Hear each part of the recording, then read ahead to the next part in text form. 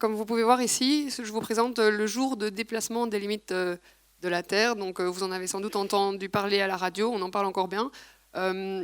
Ici, par exemple, on peut voir que la Belgique, si tout le monde se comportait comme un Belge, à partir du 26 mars, on aurait déjà utilisé toutes les ressources que la Terre peut nous fournir en un an. Donc en 84 jours seulement, on utilise tout ce que la Terre pouvait nous fournir sur cette année-là. Et donc, quand on fait vite le calcul, on se rend compte que pour les Belges, il faudrait 4 terres pour pouvoir ne pas puiser dans ces ressources. On se rend compte que quand on fait ça de manière planétaire, donc pour toute la planète, on se rend compte qu'il faut presque 2 terres. Donc, on est vraiment très gourmands, nous les Belges, mais même au niveau mondial, avec ceux qui sont un peu moins gourmands, on se rend compte que ça ne fonctionne quand même pas. On vit à crédit à partir d'un certain moment.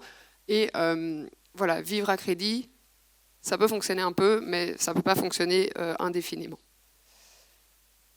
Alors, d'où ça vient? En fait, le problème, il est surtout lié à notre modèle économique linéaire. Donc, on en a déjà un peu parlé ce matin.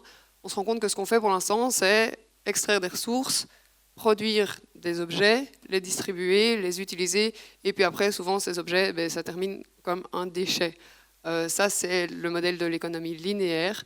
Et on se rend compte qu'on pénalise en fait les générations futures en extrayant trop et en produisant trop de déchets.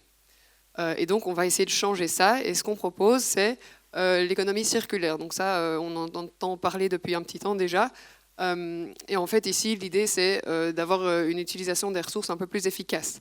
Par exemple, dans l'économie circulaire, donc le but ce sera d'avoir moins d'extraction, avoir moins de déchets du coup, et essayer de rester un maximum ici dans ce cycle production, distribution, utilisation, et puis renvoyer une partie des produits et de la matière au début ou au milieu du cycle. Souvent on parle des 3 R aussi, ou des 5 R, ou des 9 R. Moi je vais vous parler des 3 R parce que c'était un peu la base du début, on a vu ça aussi dans des slides tout à l'heure. Les 3 R, c'est recycler, donc vous pouvez voir la boucle du dessus. Réutiliser, ça c'est les 3 autres boucles, donc la refabrication, le réemploi et la réparation. Et puis réduire aussi, la réduction mène aussi à moins d'extraction et moins de déchets. Je vais parler d'abord vite fait des plastiques. En fait aujourd'hui on se rend bien compte que pour les plastiques on n'est pas encore vraiment dans une économie circulaire. On extrait toujours plus de matières premières et on fait toujours plus de déchets. Et moi je n'ai pas les mêmes chiffres que tout le monde, mais ce sont les chiffres pour au niveau mondial. On n'a que 9% des déchets plastiques qui vont être réutilisés pour le moment, qui vont être recyclés pour le moment. Alors le recyclage, on en a parlé tout à l'heure, donc je vais aller très rapidement ici dessus. Le recyclage, c'est un élément clé, mais c'est aussi l'élément, c'est le dernier élément auquel on devrait arriver, ce serait essayer de recycler les matières premières pour pouvoir les réutiliser dans un autre produit.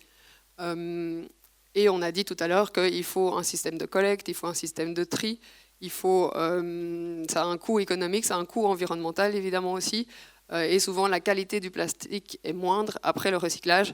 Du coup, voilà, c'est vraiment la solution qu'on va utiliser, mais tout à la fin.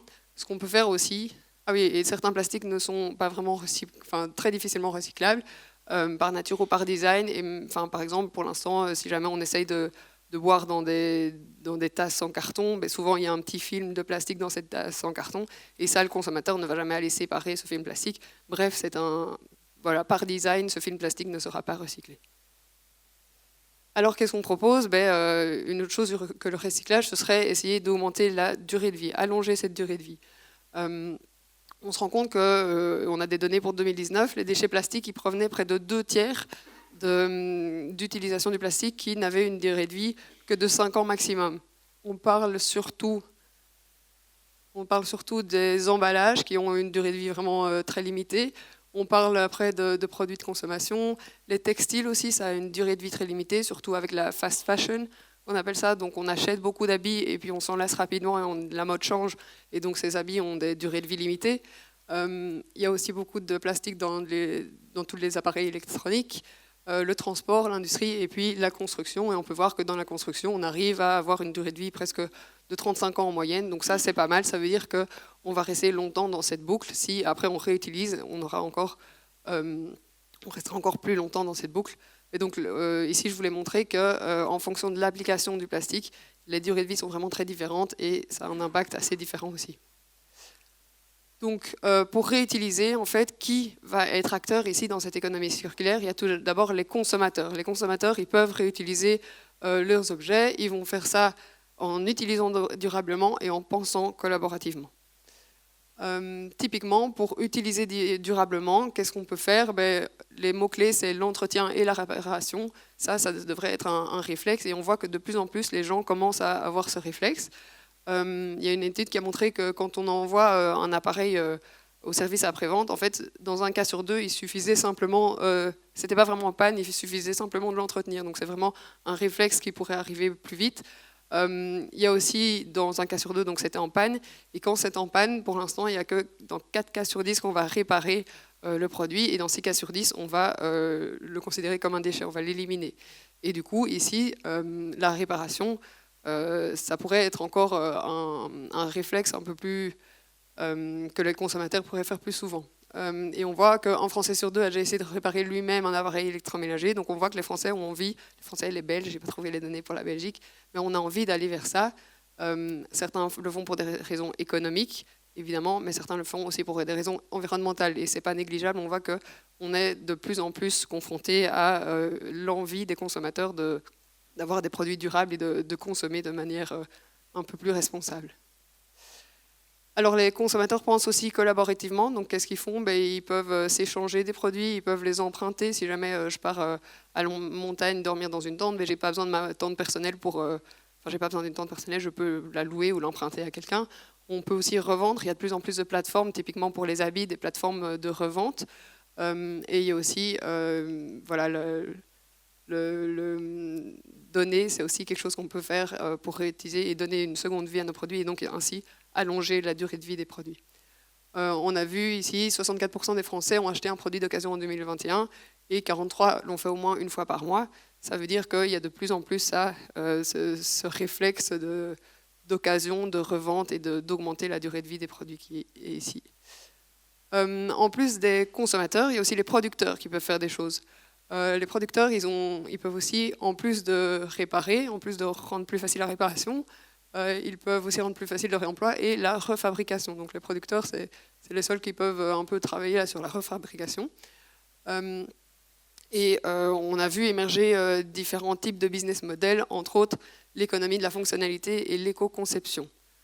L'économie de la fonctionnalité, qu'est-ce que c'est? En fait, on va plutôt vendre l'usage d'un produit plutôt que le produit lui-même. Donc, par exemple, les voitures partagées, on va vous vendre le fait de pouvoir vous déplacer plutôt que vous vendre la voiture qui finalement ne bouge pas beaucoup de votre parking quand vous êtes au travail ou quand vous n'en avez pas besoin.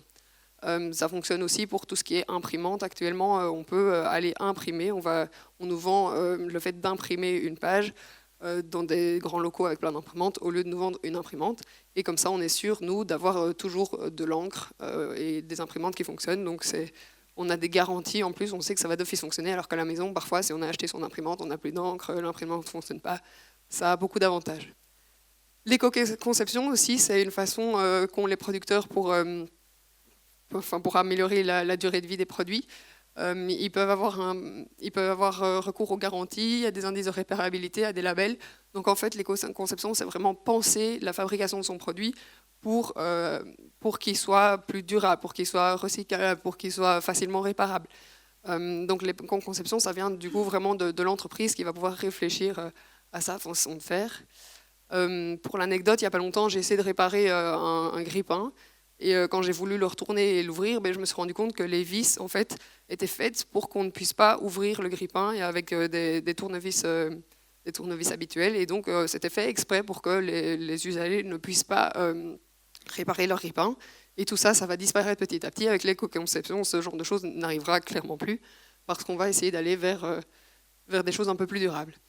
Du coup, l'économie de la fonctionnalité, l'éco-conception, ça nous permet d'augmenter la durabilité des produits à travers leur qualité, à travers leur réparabilité. On a tout intérêt à ce que nos produits soient réparables, de meilleure qualité, recyclables aussi, et qu'ils soient aussi compatibles entre eux. Ça peut être des solutions pour l'obsolescence. On parle souvent d'obsolescence programmée.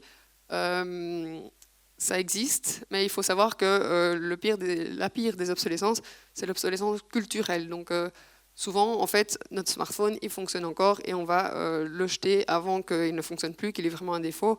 On estime qu'un smartphone, ça a une durée de vie de 2 ans parce qu'on a envie de changer. Et ça s'appelle l'obsolescence culturelle. Donc, en fait, on se débarrasse nous-mêmes de nos produits avant qu'ils ne soient plus fonctionnels. Et donc ça pourrait changer avec tout ça parce qu'on fera un peu moins de pub pour acheter des nouvelles choses vu qu'on a envie de pouvoir rentabiliser notre voiture et que les gens ne changent pas de voiture tous les jours. Voilà. Ok. Et du coup, là, je viens de parler des nouvelles pratiques qui permettent d'allonger la durée de vie des produits. Donc, on était au 2e R, on était au recycler. Et le 3e R, c'est réduire. Alors, j'ai entendu tout à l'heure quelqu'un qui disait on peut réduire la masse de nos produits. C'est déjà une première chose. Faire quelque chose d'un peu plus léger, ça permet d'utiliser un peu moins de matière. Mais si je peux ici...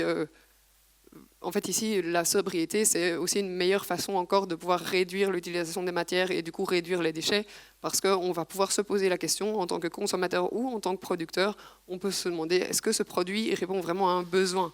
Est-ce que j'ai envie de l'acheter ? Et aussi, est-ce que j'ai envie de le produire ? Est-ce que ce produit va être vraiment utile ? Parce que parfois, on produit des choses qui sont pas toujours, qui sont un peu redondantes par rapport à d'autres.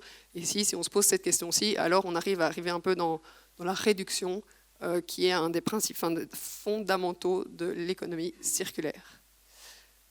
Alors, on est content avec tout ça, mais c'est un peu du blabla, et on se dit on a envie de pouvoir mesurer en fait la circularité, voir si ça fonctionne vraiment tout ce qu'on fait. Et quand j'ai un peu cherché là-dessus, j'ai vu qu'il y avait énormément d'indicateurs. Parfois, on parle de plus de 300 indicateurs, et en fait, on les utilise un peu dans tous les sens. Il y en a qui sont complémentaires à d'autres. Mais celui dont on parle le plus, c'est sans doute le MCI, qui mesure le niveau de circularité d'un produit par rapport à un produit linéaire. J'ai mis les formules là, mais je ne vais pas les détailler. Il y a aussi le Circularity Index qui va inclure la dimension d'énergie qui ne se trouvait pas déjà dans le MCI. Et il inclut aussi la possibilité de partage et la possibilité de revente, de vente comme service. Voilà, donc en fait, il en existe énormément, donc je ne vais pas m'attarder là-dessus, mais ça existe. Et souvent, il faut en utiliser plusieurs pour pouvoir montrer que notre produit est circulaire. Et comme toutes les présentations avant moi, je vais quand même vous rappeler que les analyses de cycle de vie, ça permet d'aller une étape plus loin. Il ne suffit pas simplement de dire que c'est circulaire, parce que par exemple, un produit qui aurait été très fort recyclé, on peut dire que voilà, il est très, très circulaire parce qu'on utilise beaucoup de matériaux recyclés, mais en fait, si finalement en recyclant on utilise beaucoup trop d'énergie, énormément d'énergie, alors après on va se rendre compte que c'est pas top pour l'environnement, et donc en faisant des analyses de cycle de vie, on arrive à aller un pas plus loin et voir l'impact des produits sur l'environnement et pas juste parler en termes de circulabilité. Alors, l'analyse de cycle de vie, on va en parler juste après moi, c'est vraiment un outil qui permet de quantifier nos impacts environnementaux. Donc, il n'y a pas que l'impact en termes de matière consommée, il y a aussi l'impact en termes de CO2 équivalent, il y a aussi l'impact en termes de toxicité. Il y a énormément d'indicateurs d'impact qu'on peut aller, on peut calculer quel est notre impact sur ces indicateurs-là. Et donc moi, je vous ai beaucoup parlé de l'allongement de la durée de vie, et on se rend compte, en fait, quand on fait des analyses de cycle de vie, que l'allongement de la durée de vie, il est surtout très important quand l'impact du produit vient d'avant ou d'après l'utilisation, donc à la phase d'utilisation. Par exemple, les habits, l'impact d'un habit, il vient d'avant, mais quand on l'utilise, il ne va pas consommer plus, il ne va pas produire plus de CO2, etc. Donc réutiliser des habits et augmenter leur durée de vie, ça a vraiment du sens parce qu'il a déjà été produit et parce que, voilà, il est déjà là, et c'est pas en l'utilisant qu'on va consommer plus. Ok, et il ne faut pas oublier que le recyclage n'est pas neutre d'impact, mais on en a déjà parlé. Et l'analyse de cycle de vie, c'est bien, mais il y a beaucoup de discussions sur à qui attribuer la charge environnementale quand on va recycler quelque chose. Est-ce que c'est celui qui a recyclé qui doit prendre la charge environnementale, ou est-ce que c'est celui qui utilise le produit recyclé? Il y a beaucoup de discussions, donc c'est un outil qui nous permet de faire des estimations, mais il ne faut pas oublier qu'il y a beaucoup d'hypothèses là derrière. En conclusion, l'économie circulaire. Donc ici, je vous ai remis 4 gros objectifs du développement durable. Vous avez sans doute déjà vu tout ça, et l'économie circulaire adaptée au plastique. Ça va nous permettre de travailler sur, par exemple, le numéro 12, donc la consommation et la production responsable. Donc on va essayer d'exploiter un peu moins intensivement les ressources. Ça va réduire la pollution marine, on en a parlé tout à l'heure, la pollution terrestre aussi, et on va revaloriser les économies locales et régionales avec le partage, etc. Toutes ces nouvelles façons de faire. Et finalement, je ne vais pas terminer ça comme ça en vous disant que l'économie circulaire, c'est vraiment la solution, parce qu'il ne faut pas oublier qu'une circularité parfaite, ça n'existe pas, évidemment, c'est utopique. Il faut qu'on ait vraiment une réflexion sur la compatibilité de l'économie circulaire ici dans notre système de fonctionnement actuel. Typiquement, même si on avait envie de recycler indéfiniment, si on n'utilise que des matières recyclées, il y a toujours bien un pourcentage qui est perdu. Donc ça veut dire qu'on perd toujours un peu de matière, et donc est-ce qu'on sait vraiment s'inscrire toujours dans un système de croissance et dans le système capitaliste? Il faut y réfléchir à tout ça, mais en tout cas ça peut quand même aider. Et il faut aussi comprendre les implications sociales et culturelles et géopolitiques. Socialement, il y a encore des barrières pour utiliser ce genre de choses. Et de manière géopolitique aussi, si jamais on décide maintenant de faire plus que de l'économie circulaire, même si on imagine qu'on arriverait à recycler 100% et qu'on ne perdrait pas de matière, ben en fait, il y a quand même un moment où on doit se fixer une limite. On va dire on va utiliser X% des ressources naturelles de la Terre. Mais alors après, comment est-ce qu'on les divise? À qui est-ce qu'on les donne? On a quand même encore des pays qui sont en voie de développement, on a des pays qui sont sous le seuil de la pauvreté, et donc tout ça, ça génère aussi des questions géopolitiques. Il faut trouver un compromis entre l'économie circulaire, les matériaux, l'énergie et la biodiversité. Comme on l'a déjà dit, donc, pour faire de l'énergie, il faut utiliser des matériaux, et pour aller chercher ces matériaux, il faut utiliser de l'énergie, donc il y a toujours un lien ici, et la biodiversité aussi, il faut faire attention à bien la préserver pour garder les services écosystémiques que la Terre nous propose, parce que si on utilise trop des ressources, évidemment, la biodiversité va en pâtir, et donc il faut qu'on trouve une bonne limite, à quel moment s'arrêter pour vraiment ne pas aller chercher de nouvelles ressources et vraiment aller dans cette logique circulaire. Il faut faire attention au greenwashing aussi. On a déjà beaucoup entendu parler de l'économie circulaire. Il ne faut pas que ça devienne un mot de greenwashing et qu'on perde tout le sens et la crédibilité de ce genre d'économie d'initiative. Merci. Donc faire attention au greenwashing, attention à les faire bons, parce qu'on a tendance, si on dit c'est un matériau recyclé, alors peut-être que je vais acheter 2 pulls en plus au lieu d'en acheter un. Non, c'est pas comme ça que ça fonctionne. Il faut faire aussi attention à les faire bons. Et il ne faut pas oublier qu'il existe des visions alternatives de la circularité, typiquement la décroissance, la simplicité volontaire, et j'en passe. Ok, c'est tout pour moi. Merci.